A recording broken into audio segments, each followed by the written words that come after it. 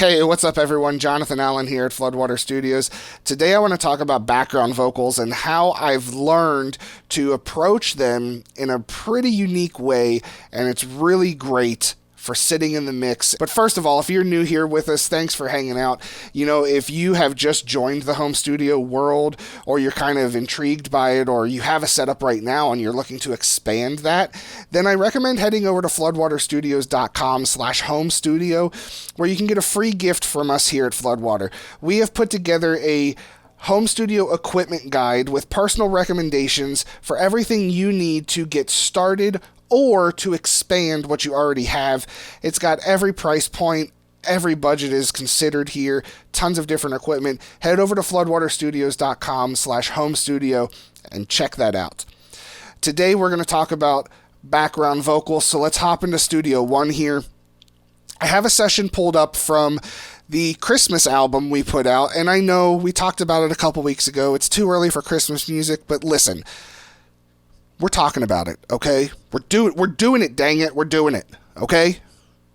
All right, off my soapbox. But for these background vocals, this is a technique that I actually learned a while ago over on Home Studio Corner with Joe Gilder. If you haven't checked that out, definitely I recommend. Awesome page. Check him out. Good guy. This background vocal technique is something that he had talked about before that he likes to do, and I was intrigued, so I figured I would give it a shot. And I've done it multiple times since then, but this one really sticks out to me for one of my favorites on how everything turned out. So this background vocal in itself, there's 10 channels, which can start to get daunting depending on how creative you feel that you need to be or start getting for things. But each one is, or I should say each group, so backgrounds 1 and 2, it's the same phrase sang. So I sang the phrase twice, 2 separate recordings, and then hard panned them left and right. So we're getting a stereo spread for everything. So 5 or 10 total tracks, but 5 actual phrasings for everything. Now, the fun thing I did for this one also is on this second set, I actually followed what the lead vocal is saying to kind of give it a little emphasis and just variation within the song itself. So let's take a listen here. We can hear just how the background vocals sound by themselves, and then we'll talk about how we processed everything after they were recorded.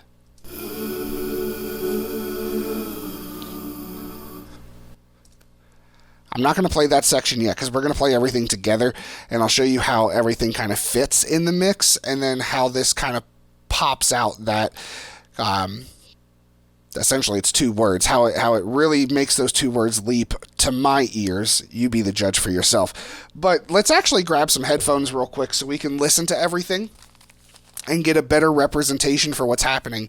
So background vocals, I like to group them all together in its own background vocal bus. So it's all in its own folder here. And that way, when I go into the mix, I can, process them all at the same time and not have to worry about each individual channel. Everything's together. Now, obviously, if there's any issues, we can go in and fix on specific channels, but the vocal chain I had set for these background vocals, it's actually pretty dramatic for what it looks like. Now, if I pull up this Pro EQ, I've got a huge low cut on there and a massive mid cut as well. Now, it looks drastic. It is drastic, but my mindset with this one specifically is I wanted to create more of a vocal pad where to me, it felt more like its own instrument inside the mix, inside the song itself. So I didn't necessarily want it to resemble a choir per se, but I wanted it to kind of give that keyboard synthesizer feel for everything. And then I put it through the virtual mix rack, Slate Digital here.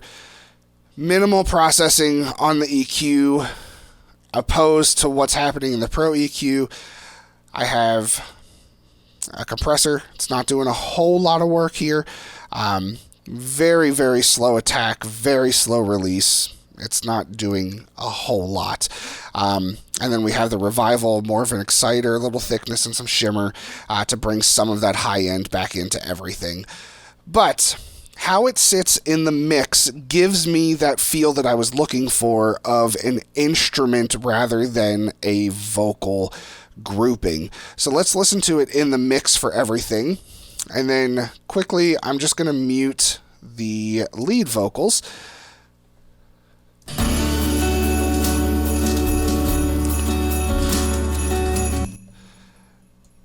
So we can hear, we'll play a longer section too. I want to save this section for when I add the lead vocal back in so we can get like that big dramatic like release for everything, which I don't know if we're going to accomplish, but we'll give it a shot.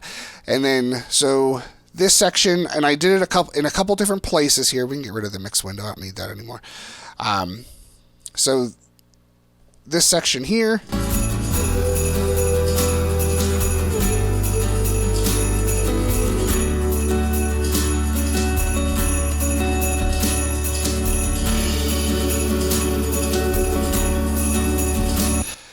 so obviously, it still sounds like somebody singing. I get that. But in my mind, like I said, I was going for more of that instrument sound for things. So not pushing a lot of high end, not treating it like it's a harmony track where you have your lead vocal and your harmony kind of working in tandem with each other to get the balance for everything. But let's throw the lead vocal on here. In fact, we're going to go into the little breakdown that's here, this little tag, because I liked how it turned out.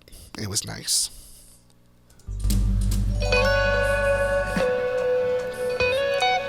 I've got some mistletoe waiting for us at home. Your lips against mine, your love, it makes me blind. So that's how I approach a lot of background vocals, doing multiple takes of the same phrase, split them left and right, get that stereo spread, get some variety in there, each phrasing being complementary of the last, vice versa going forward.